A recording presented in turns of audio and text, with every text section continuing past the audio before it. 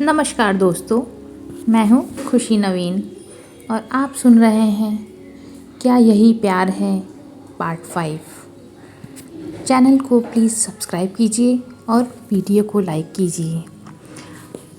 अब तक आपने सुना मीरा राजपूत, जिसका इकलौता सहारा सावित्री जी हमेशा के लिए उसे छोड़कर चली जाती हैं। मीरा की दोस्त निधि उसे अपने घर ले आती है, जहाँ निधि के घर वाले उससे बहुत अच्छा बर्ताव करते हैं और उसे वहाँ रुकने का परमिशन भी मिल जाता है। निधि का बड़ा भाई अर्जुन जब मीरा को देखता है तो उसे मीरा अच्छी लगती है। नहाने के बाद जब मीरा ऊपर हॉल की बालकनी में जाती है तो उसकी नज़र वहाँ बने कमरे के दरवाजे पर जाती है, जिसकी नेम प्लेट पर लिखा था अक्षत व्यास, अ कॉम्प्लिकेटेड बॉय। ये वही लड़का है जिसका जिक्र कहानी में हो चुका था, लेकिन ये क्या था ये जानना अभी बाकी था। अब आगे।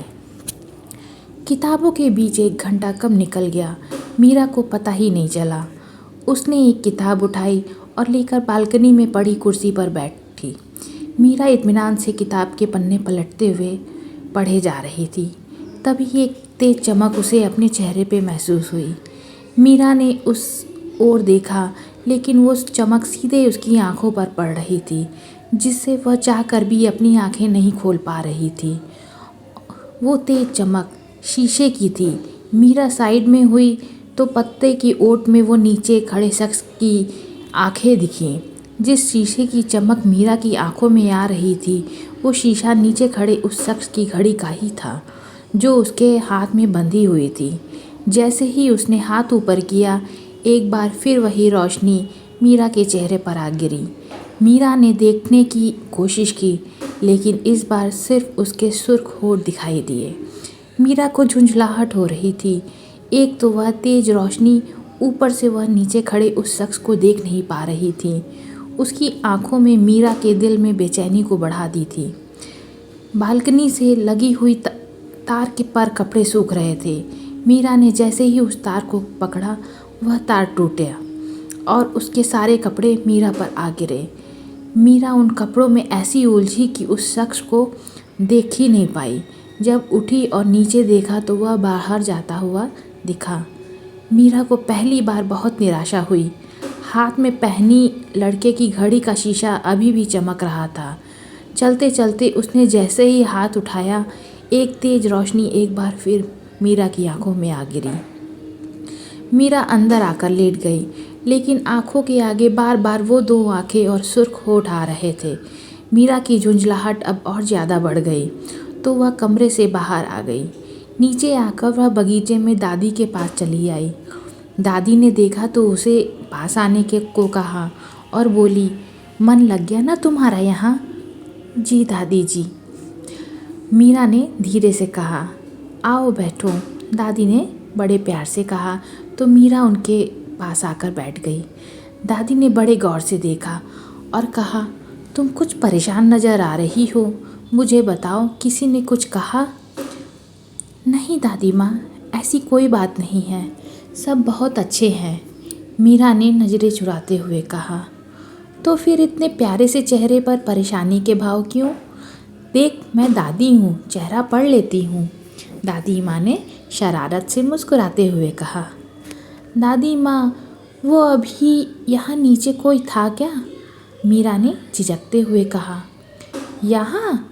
हाँ, वो कुछ देर पहले अक्षत आया था, लेकिन वो पट्टा एक जगह टिकता कहाँ, आया कि वापस चला गया। उस लड़के को तो बस दिन भर घूमना फिरना मस्ती करनी है, पता नहीं अपनी जिम्मेदारियों को कब समझेगा ये, दादी ने कहा। ओह, तो वो थे, अभी उससे मिली भी नहीं हूँ और टॉर्चर करना शुरू। आई होप हम उससे ना ही मिले, मीरा ने मन ही मन में कहा। क्या हुआ, तुमसे कुछ कहा क्या उसने? दादी ने पूछा। नहीं दादी माँ, कुछ नहीं कहा, हम तो बस ऐसे ही पूछ रहे थे, मीरा ने कहा। अच्छा, तो तुम कहाँ से हो? दादी ने पूछा। जी, भोपाल से, मीरा ने कहा और उसके बाद दोनों के बीच बातचीत शुरू हो गई।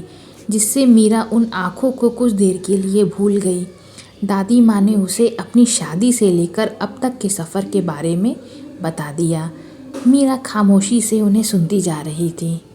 दिन चढ़ने लगा। दादी माँ और मीरा अंदर चली आई। मीरा ने देखा रघु बरामदे से कपड़ों का ढेर लेकर जा रहा था, तो वह मदद के लिए उसके पास आई और कहा, लाइए कुछ कपड़े हमें दे दीजिए। अरे नहीं दीदी, ये अक्षत बाबा के कपड़े हैं, इन्हें तो हमें ही रखने जाना होगा। उन्हें नहीं पसंद कोई उनकी चीज़ों को हाथ लगाए। मीरा ने सुना तो उसे बड़ा अजीब लगा। वह सोचने लगी, आखिर ये अक्षत है क्या? आपको कुछ चाहिए दीदी? रघु की आवाज़ से मीरा की तंद्रा टूटी तो उसने धीरे से नामे गर्दन हिला दी। वह अंदर चली आई। बालकनी में गमलों में पौधे लगे थे। मीरा उनकी ओर चली आई। उसने खराब हो चुकी पत्तियों को अलग किया और गमलों की सफाई करके उनमें पानी देने लगी। दादू बाहर से आ चुके थे और काफ़ी देर से मीरा को ये सब काम करते हुए देख रहे थे। मीरा बड़े प्यार से पौधों की सिंचाई कर रही थी, जिसे देखकर दादू की आंखों को सुकून मिल रहा था। वे चलकर मीरा के पास आए और वह पड़ी कुर्सी पर बैठते हुए कहा, बड़े दिनों बाद किसी को इतने इत्मीनान से काम करते देखा है। अरे दादाजी, आप? मीरा ने दादू की आवाज़ सुनकर कहा, तुम मुझे सबकी तरह दादू ही बुलाया करो, अपनापन लगता है। वैसे तुम आज इस घर में ही आई हो और आज ही तुमने काम में व्यस्त कर लिया है। दादू ने बड़े प्यार से कहा, हमें ये सब काम करना पसंद है दादू। पौधे भी इंसान की तरह ही होते हैं। जैसे कोई उदास इंसान अच्छा नहीं लगता, वैसे ही मुरझाया हुआ पौधा भी अच्छा नहीं लगता। और हमारी माँ कहती थी कि मुरझाए हुए पौधे घर में रखना अच्छा शगुन नहीं होता। मीरा ने धीमी आवाज़ में पौधे पर लगे उस छोटे से फूल को सहलाते हुए कहा, तुम तो बहुत समझदार बच्ची हो। ये पौधे अक्षत लाया था जब पिछले साल हम सब बनारस गए थे घूमने। वहाँ से लौटते हुए रास्ते में उसने ये खरीदे थे। ये बात और है कि घर में लाने के बाद उस नालायक ने इसे संभाला नहीं, दादू ने कहा। दादू के मुंह से अक्षत का नाम सुनकर मीरा का दिमाग फिर वही दो आंखें में घूमने लगा। उसे खामोश देखकर दादाजी ने कहा, तुम करो, मैं चलता हूँ। दादू वहाँ से चले गए।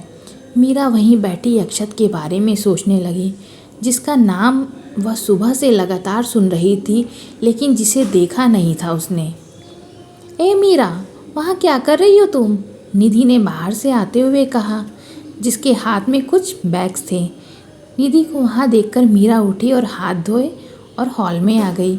मीरा निधि के पास आई तो निधि ने एक नोटबुक उसकी ओर बढ़ाकर कहा, ये लो तुम्हारे 1 महीने के बैक नोट्स। ये तुम्हें कहाँ से मिले? मीरा ने हैरानी से कहा। विनीत से, आज मार्केट में मिला था। मैंने उससे कहा कि मीरा की 1 महीने से कॉलेज नहीं आई थी, तो उसने खुशी खुशी अपने नोट्स दे दिए। निधि सोफे पर बैग रखते हुए कही, तुमने ऐसा क्यों किया? तुम्हें उससे नोट्स नहीं लेने चाहिए थे। मीरा ने गंभीर होकर कहा। ओह कम ऑन मीरा, सब जानते हैं विनीत तुम्हें पसंद करता है और इसलिए उसने तुम्हें अपने नोट्स दिए हैं, निधि ने कहा। हम उसे कल ये वापस लौटा देंगे, मीरा ने कहा। तुम्हारी मर्जी, निधि ने सोफे पर बैठते हुए कहा। मीरा ने नोटबुक को टेबल पर रखा और निधि के बगल में बैठ गई। निधि ने एक बैग से चॉकलेट का पैकेट निकालते हुए कहा, खाओगी? तुम्हें पता है ना, हमें चॉकलेट्स नहीं पसंद है, मीरा ने कहा। तुम ना इस दुनिया की 8वां अजूबा हो, अक्षत भैया के जैसे। मतलब तुम दुनिया की पहली लड़की होगी जिसे चॉकलेट्स नहीं पसंद है। वैसे भी मैं ये अक्षत भैया के लिए लाई थी, उन्हें डार्क चॉकलेट बहुत पसंद है, निधि ने एक पीस मुंह में रखते हुए कहा। अब तक सबके मुंह से अक्षत का नाम सुन सुनकर मीरा थक चुकी थी और इस बार तो निधि ने उसे अक्षत के जैसा भी बता दिया था। मीरा उठी और वहाँ से चली गई। निधि को बड़ी हैरानी हुई। मीरा के जाने से उसके मुंह से हैरानी भरे शब्द निकले। अब इसे क्या हुआ? खैर पहले चॉकलेट खा लूँ फिर पूछती हूँ। निधि ने एक और पीस मुंह में रख लिया। इसके आगे की कहानी सुनने के लिए आप जुड़े रहिए, कहानियाँ जो सुकून दे मेरे साथ। और प्लीज़ चैनल को सब्सक्राइब करिए, वीडियो को लाइक करिए। नमस्कार।